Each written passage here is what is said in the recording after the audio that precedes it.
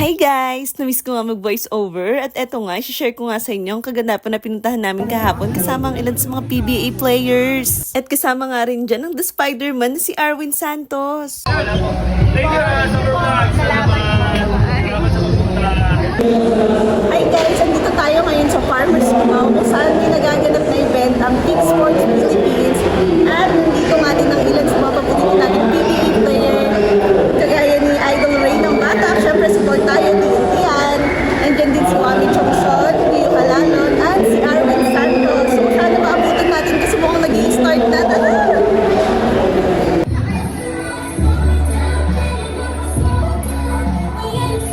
At ito pala guys, ang napakagandang signature shoes ni Idol Ray ng Bata kang RN1. Sa mga nagtatanong sa akin ng price, ang price niyan ay 4,595. At ang ganda nga rin ng color at ng design niyan. At nag-voice over na nga lang ako kasi baka makopyright dahil may background music din sa event.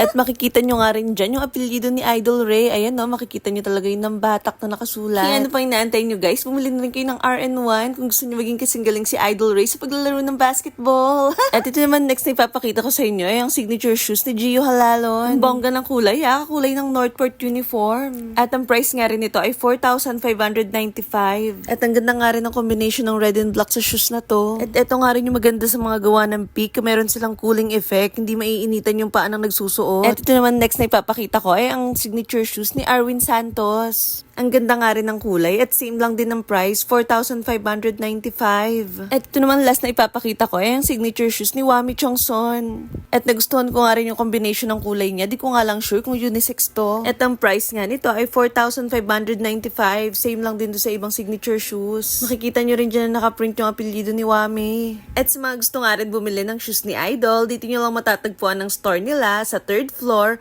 Farmers Plaza Cubao. Dali nyo lang tumahanap, pick yung pangalan ng store nila. At pagpasok yung pangalan sa store, makikita nyo na agad itong mga signature shoes ng ating mga PBA players. At ito nga yung RN1. At marami pa nga kayong pwedeng pagpilian dito sa store nila.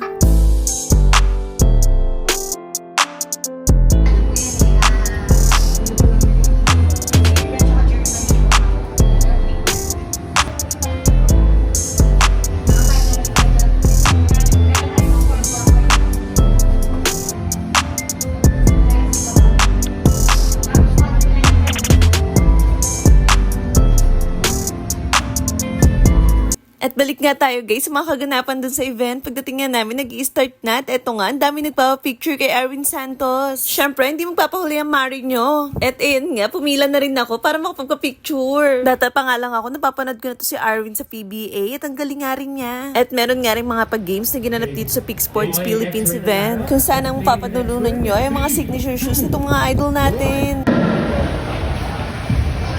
Matindi lang ito.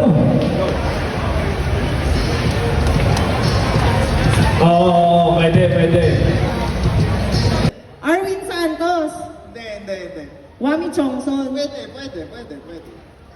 Hala.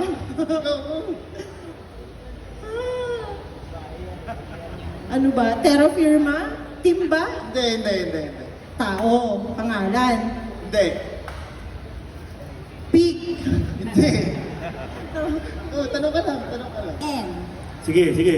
Gateway. Yan, malapit na. Ay, pwede. Kasi na-traffic lang na konti.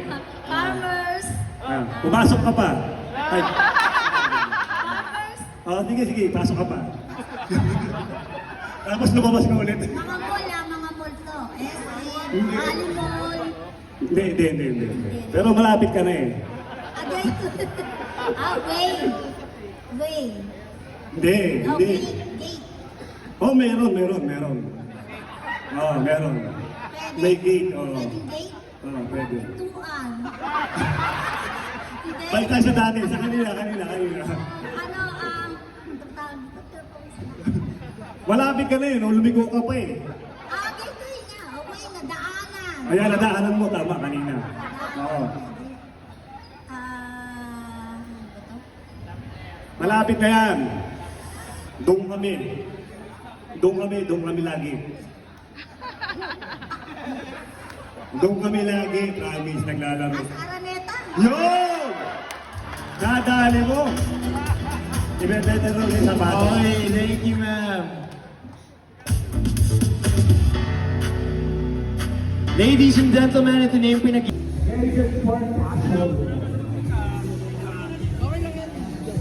Video na na.